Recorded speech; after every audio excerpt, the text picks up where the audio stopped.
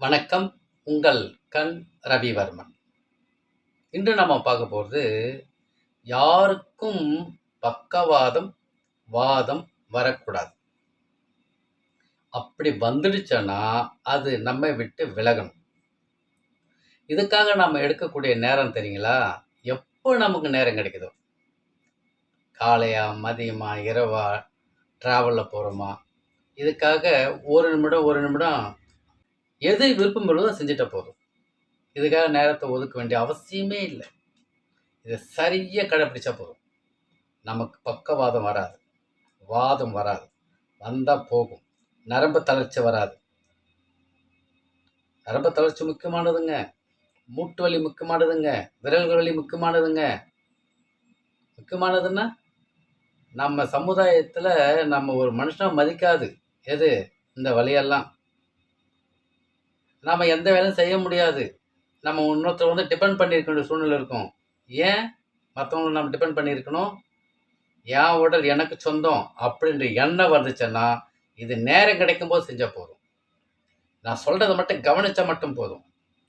இதை கவனிச்சுட்டு இது எப்படி கடைப்பிடிச்சிட்டோன்னு வச்சிங்களா, இந்த பக்கவாதம், வாதம், நரம்பு தளர்ச்சி, இது மூன்றும் நம்ம விட்டு விலகும். பார்ப்போமா? முதல்ல நம்ம பார்க்க வேண்டியது அஜீரண பிரச்சனை. இதுதாங்க மேஜர். அஜீரணத்தை நம்ம உருவாக்கவே கூடாது. உடல்ல ஜீரணத்தன்மை சீராக இருக்க வேண்டும். அந்த ஜீரணத்தன்மை சீராக இல்லைன்னு வச்சிங்களா, நமக்கு என்னன்னா உடலில் வெப்பங்கள் ஏற்ற இறக்கம் வரும். வெப்பம் குறைஞ்சிருக்கலாம், சில சமயத்தில் அதிகமாகும். இப்போ இந்த ஏற்ற இறக்கம் வரும்பொழுது உடலினுடைய ஒவ்வொரு இணைப்புகளும் பாதிப்படையுது. இந்த கான்செப்ட் நான் புரிஞ்சுக்கணும். இந்த உடல் உறுப்புகள் பாதிப்படைறதுக்கு முக்கிய காரணம் வெப்ப ஏற்ற இறக்கம்.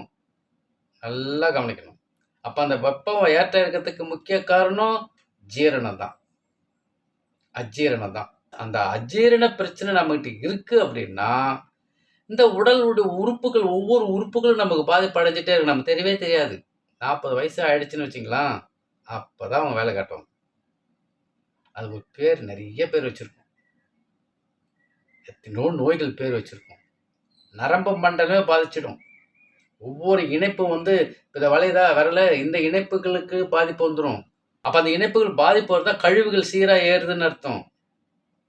அந்த இணைப்புகள் பாதிப்பு வருதா, கழிவுகள் அதிகமாக ஏறுதுன்னு அர்த்தம். கழிவுகள் அதிகமாக ஏறுதுன்னா முக்கிய காரணம் யாரு? கல்லீரல் பாதிச்சிட்டான்னு அர்த்தம். அந்த கல்லீரல் பாதிப்பு வந்துட்டா கழிவுகள் சீராக வெளியேறாது. இந்த கான்செப்ட் மட்டும் தெரிஞ்சுக்கணும். அதுக்கு முக்கிய காரணம் கழிவுகள் சேர்த்துட்டு வரும். எப்படி சேர்க்கிறோம்? அஜீரண பிரச்சனை. இதனால என்ன நடக்குதுன்னா, தைராய்டு பிரச்சனை வந்தபோது, பால் சுரப்பிகளினுடைய பாதிப்பு வந்தபோது, இது 2 பிரச்சனை வருது இல்லைங்களா? இது 2 பிரச்சனை வரும்போது வந்துட்டா போயிட்டா பரவாயில்ல. இது நம்ம தொடர்ச்சியாக அந்த அஜீரண பிரச்சனை வர வர வர வர இந்த கழிவுகள் சேர்ந்துக்கிட்டே இருக்கும் பொழுது எத்தனை உறுப்புகளும் பாதிப்பு வந்துட்டே இருக்காங்கன்னா, இது தொடர் கதையாகவே இருக்கு அப்படின்னா பிரச்சனை வரதானே செய்யும். அப்போ இணைப்புகள் வழி இருக்குதானே செய்யும்.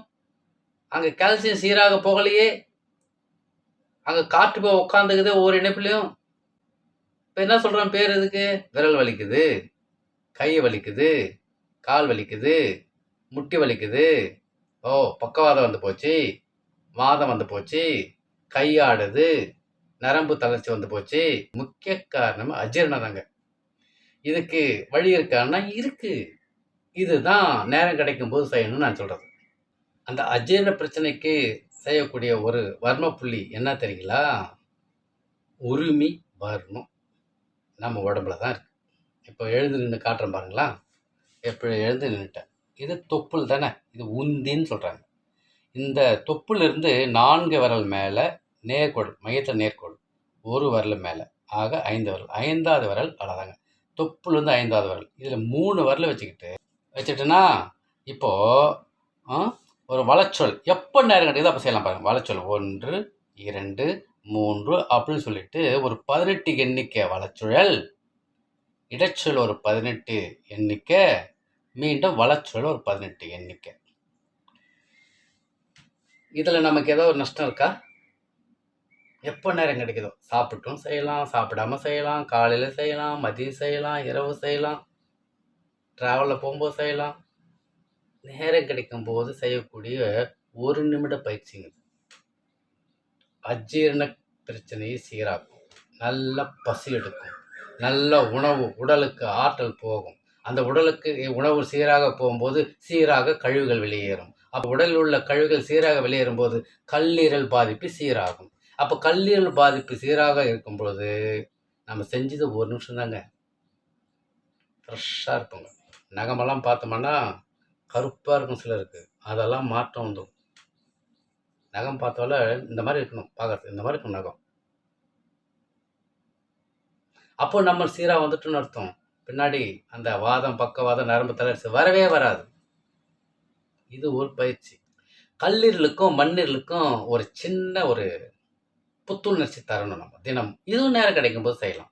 இந்த 2 கையும் எடுத்து நெஞ்சு பகுதியில் வச்சுக்கிட்டு வெளிச்சுழல் மேலே போய் வெளிவந்து கீழே வரணும். 1, 2, 3, 4, 5 ஒரு 9 முறை மட்டும் பண்ணால் போதுங்க. இதுக்கு எத்தனை நேரம் ஆகும்? ஒரு 10 to 15 செகண்டு தான் ஆகும். அரை நிமிஷம் கூட ஆகாது.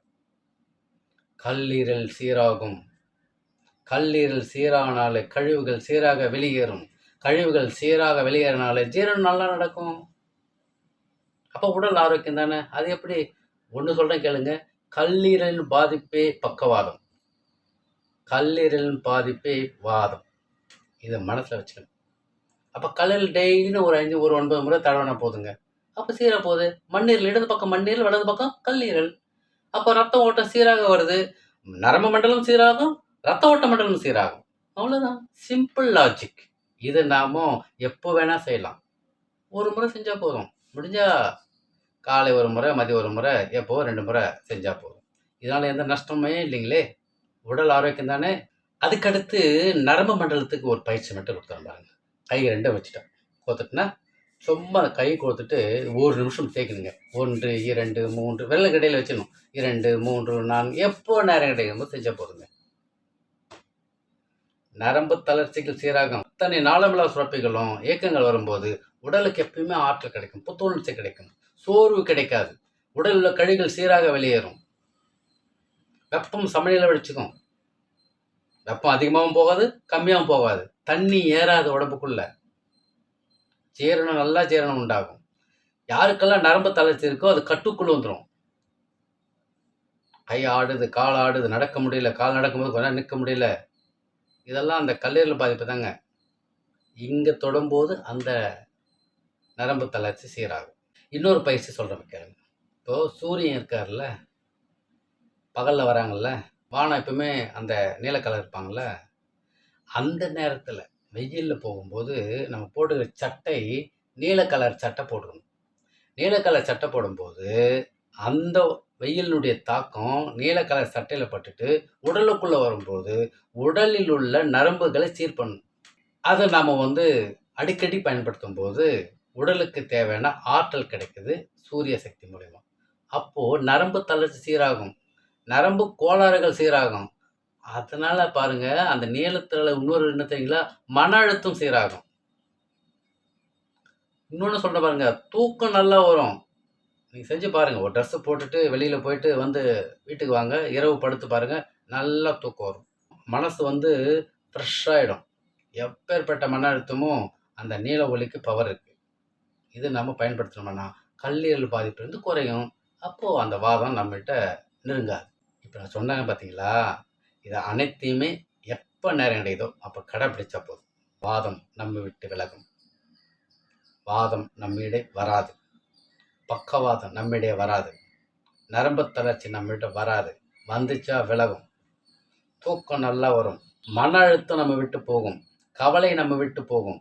எப்போ ஃப்ரெஷ்ஷாக இருப்போம். உடல் உறுப்புகள் மீண்டு வரும். இளமை கூடும். பயன்படுத்துவோம். உடல் நலத்தை காப்போம். நம் நலம் நம் கையில். அன்புடன் உங்கள் கண் ரவிவர்மன்.